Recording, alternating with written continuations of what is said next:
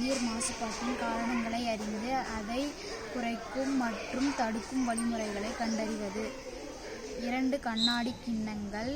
மாசுபட்ட நீர் மண், எண்ணெய், பிளாஸ்டிக் துண்டுகள் கலந்து வடிகட்டும் துணி, காகிதம், சிறுகல், மணல், கரித்துண்டுகள், பிளாஸ்டிக் பாட்டில், அரை வெட்டிய வடிவில்.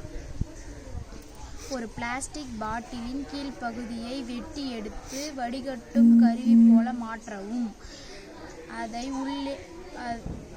அதன் உள்ளே அடுக்கு அடுக்காக கல், மணல், கரி, வடிகட்டும் துணி போடவும். மாசுபட்ட நீரை மேலே மெதுவாக ஊற்றவும். கீழே வரும் நீர் சற்று சுத்தமானதாக இருக்கும். இதன் மூலம் மாசு நீக்கப்படும் முறை விளங்கும்.